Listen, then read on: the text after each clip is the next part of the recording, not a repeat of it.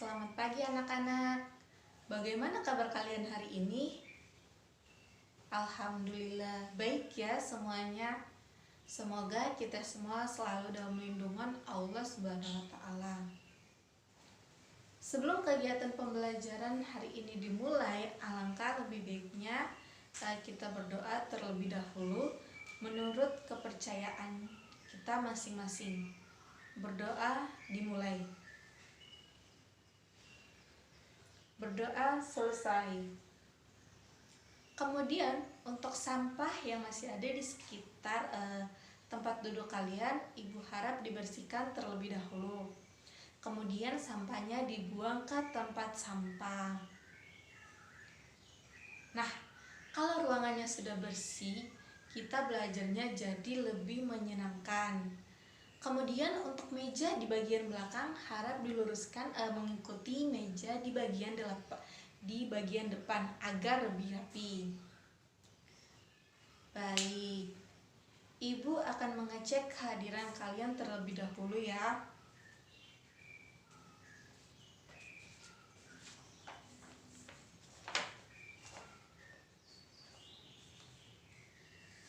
Alhamdulillah.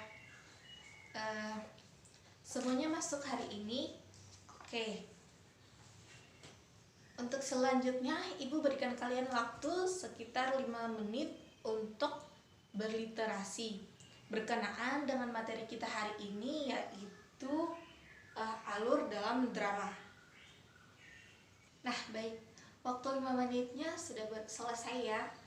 Karena tadi kalian sudah sama-sama membaca tentang materi yang hari ini, jadi Ibu nih sekarang yang ingin bertanya kepada kalian, apa sih alur atau plot dalam drama itu? Ayo, siapa yang bisa? Iya, silakan. Nah, benar sekali. Alur atau plot dalam drama adalah rangkaian cerita yang dibentuk oleh tahapan-tahapan peristiwa sehingga menjadi satu cerita yang dihadirkan oleh si pengarang. Nah, untuk lebih jelasnya, alur atau plot dalam drama ini adalah jalan cerita atau rangkaian cerita di dalam sebuah drama. Kemudian, macam-macam alur dalam drama. Macam-macam alur dalam drama ini ada 3, yaitu alur maju, alur mundur atau flashback, dan yang terakhir ada alur campuran atau alur gabungan. Untuk alur maju sendiri adalah peristiwa-peristiwa yang dikisahkan bersifat kronologis atau runtut.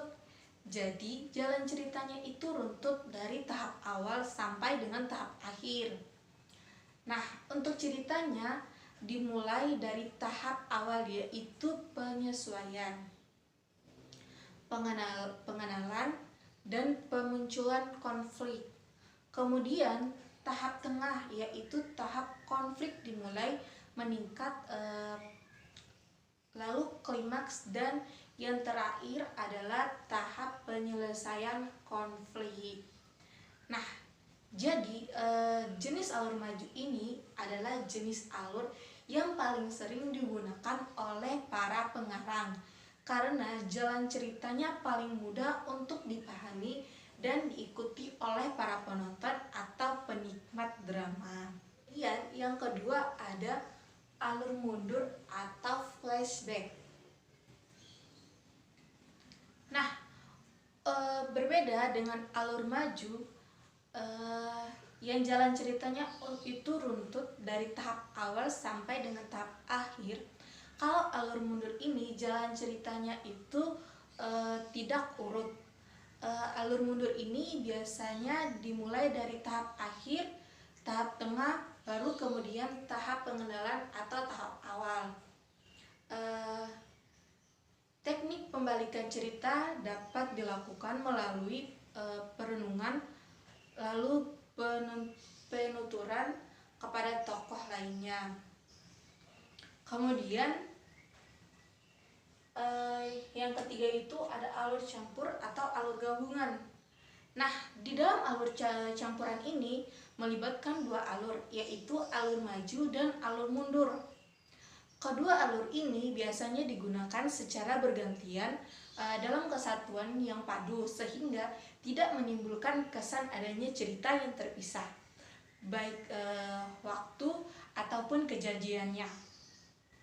Tentunya di dalam alur campur ini juga si pengarang harus benar-benar teliti dalam membuat ceritanya agar cerita itu dapat dipahami ataupun diikuti oleh para penikmatnya atau para penontonnya.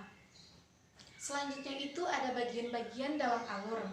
Nah, di dalam bagian-bagian dalam alur ini ada dua macam, yaitu babak dan adegan. Yang pertama itu ada babak. Babak adalah bagian terbesar dari sebuah drama.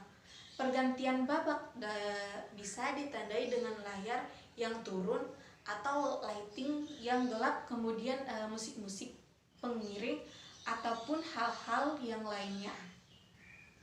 Nah, pergantian dalam babak ini menandakan pergantian latar baik waktu, tempat maupun suasana dalam drama. Yang kedua itu ada adegan. Adegan ini adalah bagian dari satu babak. Satu babak terdiri dari beberapa adegan. Sebuah adegan itu menggambarkan satu suasana. Jadi, adegan itu bagian dari satu babak. Nah, di dalam satu babak ini ada beberapa adegan. Adegan sendiri menggambarkan satu suasana. Jadi kalau misalnya dalam satu babak itu ada beberapa adegan, berarti suasananya juga ada beberapa. Sampai sini apakah dapat dipahami anak-anak? Alhamdulillah. Kalau begitu kita masuk ke yang berikutnya, adalah tahap-tahap dalam drama. Nah, tahap-tahap dalam drama ini terbagi menjadi 5, yaitu tahap eksposisi atau perkenalan. Yang kedua ada tahap pertentangan atau konflik. Yang ketiga ada tahap penanjakan konflik atau kompilasi. Yang keempat ada tahap klimaks, dan yang terakhir ada tahap penyelesaian. Ada yang tahu kira-kira tahap eksposisi itu seperti apa? Iya, silakan. Iya, benar sekali. Jadi, tahap eksposisi itu adalah tahap permunculan suatu cerita yang dimulai dengan suatu kejadian, tetapi belum ada ketegangannya. Yang kedua itu ada tahap pertentangan atau konflik. Nah, tahap konflik ini adalah tahap di mana mulai terjadinya pertentangan antar pelaku-pelaku yang ada di dalam drama. Kemudian yang ketiga itu ada tahap penanjakan konflik atau kompilasi. Nah, di dalam tahap ini ketegangan mulai terasa semakin berkembang dan rumit ya. Kemudian yang keempat itu ada tahap klimaks. Nah, tahap ini dimana ketegangan mulai memuncak. Jadi ketegangannya itu mulai di atas ya. Kemudian yang terakhir itu ada tahap penyelesaian. Nah, tahap ini adalah tahap akhir cerita. Cerita pada bagian ini berisi penyelesaian tentang nasib-nasib yang dialami oleh tokoh-tokoh setelah mengalami peristiwa puncak. Jadi di sini itu nasib oleh para tokoh itu sudah mulai ditentukan, walaupun kadang nasib mereka tidak seperti yang dibayangkan oleh penontonnya. Nah, jadi seperti itu ya anak-anak. Pembahasan kita hari ini berkenaan dengan pengertian alur dalam drama, macam-macam alur dalam drama, bagian-bagian alur dalam drama dan tahap-tahap alur dalam drama sudah selesai ya. Apakah dapat dipahami? Baiklah, jadi materi yang sudah Ibu berikan tadi kalian sudah bisa membedakan ya, mana macam-macam alur, bagian alur, dan tahap alur dalam drama. Walaupun tadi masih ada yang sedikit keliru, tapi Ibu sudah meluruskan jawabannya ya. Jadi untuk yang masih salah, kalian bisa memperbaikinya. Mungkin dengan berdiskusi dengan teman lain, atau bisa langsung bertanya kepada Ibu agar lebih paham lagi ya. Apakah ada pertanyaan sebelum pelajaran di pagi hari ini Ibu tutup? Baik, jika tidak ada, silakan kalian pelajari materi selanjutnya di bab berikut.